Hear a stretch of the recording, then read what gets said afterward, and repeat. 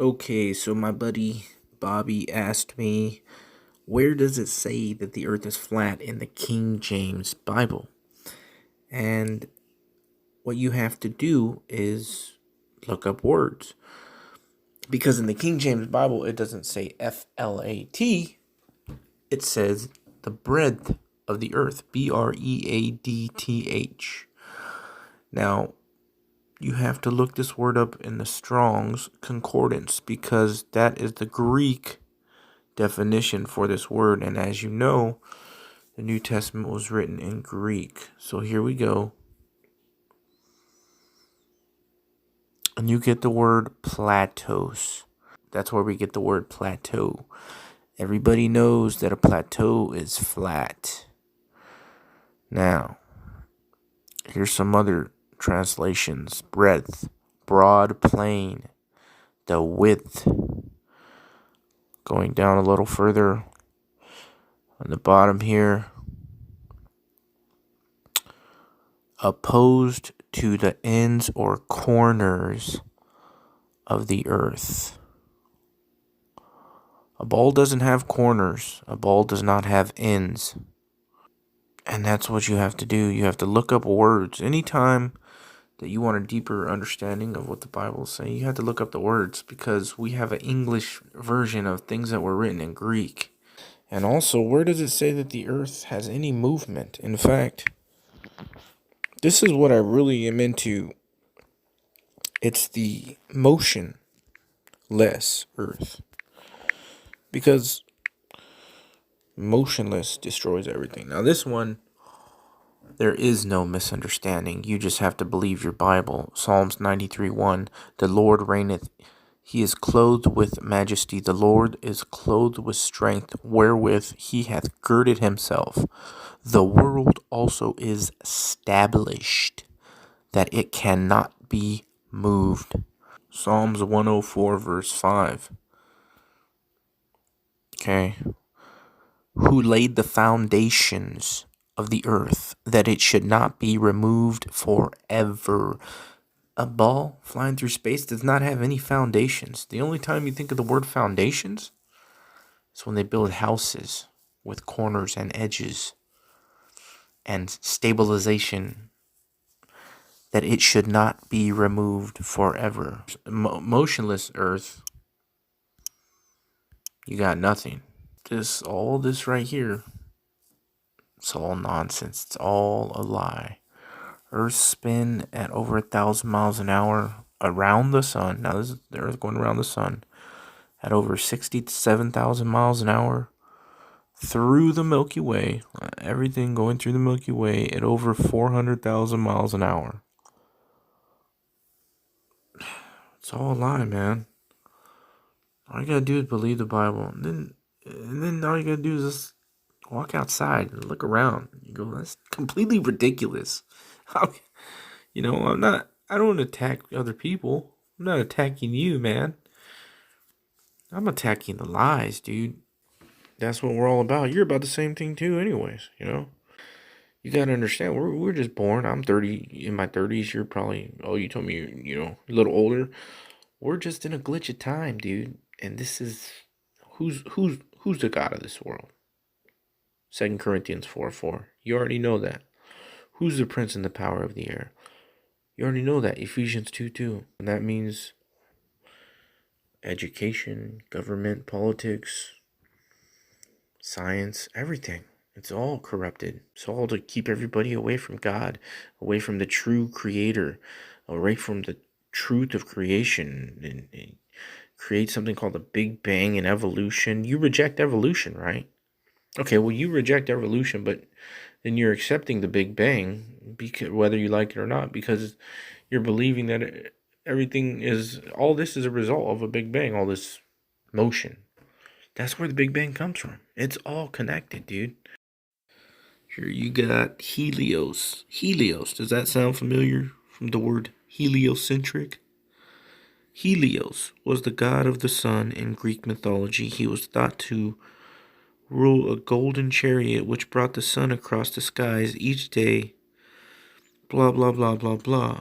That's where everything in this world comes from. Look at all the names of the rockets and the satellites, which, don't go into space. Watch the rockets take off. They curve 90 degrees every time they go up. They go sideways. Why do you think? Well, they're not going anywhere. All the names of Saturn. That's a Greek god. Apollo. It's all pagan, dude. We gotta accept the fact that we're born into the matrix, literally. Like everything around us. All the holidays. All the names of things. All the things that they do. The practices. Everything of this world. It's all pagan. It's all satanic. And all you gotta do is start looking up words. Where did this word come from? Well, everything comes. There's nothing new under the sun, right? Ephesians 1:9. Everything that we see going on right now has been here way before we got here. But it all comes from the ancient days. Everything is biblical. Everything. It's all paganism. It's sun worship. You see, because God created the earth and the sun revolving around the top of the earth. Psalms 19:6. His going forth is from the end of the heaven. Now heaven, in Genesis chapter 1 verse 7, it says, and God created the firmament and called it heaven. And his circuit unto the ends of it. It's going to the ends of the heaven, the firmament. And there is nothing hid from the heat thereof. Look at the word circuit. A roughly circular line. Look at that. A circular line going around the top of the flat earth. A route or movement that starts and finishes at the same place. Look at the bottom. Move all the way around a place or thing. I mean, dude, it's the sun that's moving. And it's the earth that's stable.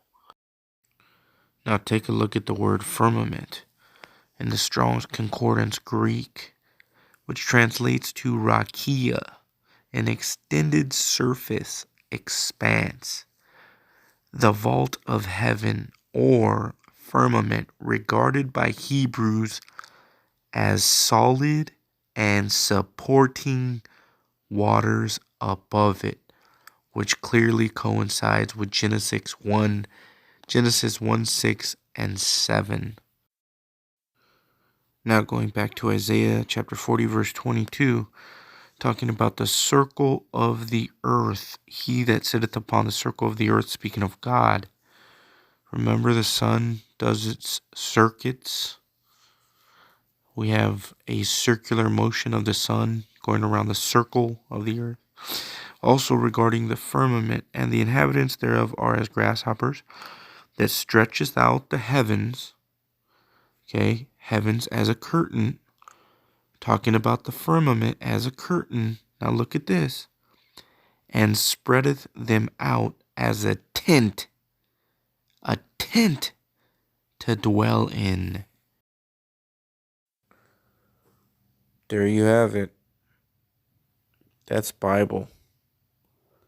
That's biblical cosmology. That's true cosmology, true creation.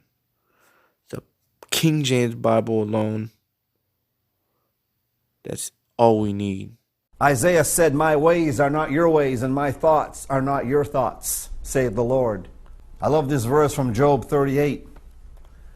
Who is this? God is speaking to Job. Who is this that darkeneth counsel by words without knowledge? Oh, man. I love that verse. Gird up now thy loins like a man, for I will demand of thee. And answer thou me, where wast thou when I laid the foundations of the earth? Declare if thou hast understanding. And then God pulled Job out on the carpet, and he took him to task, and he drilled Job. How applicable is this conversation that God had with Job to every atheist and every unbeliever today. Where were you when I laid the foundations of the earth? I know that there are some popular organizations in this world who will try to convince you that they have peered into the universe and they took pictures. But I also understand CGIs, computer-generated images. It is unbelievable what you can do with computers today. There is no telescope out there taking pictures of all these great, beautiful star formations and all these things look like horses, and that's computer-generated images. Man would like to make you believe that he can find out the work that God maketh from the beginning. It's a lie. Looks beautiful. I love looking at those pictures. But they're not real.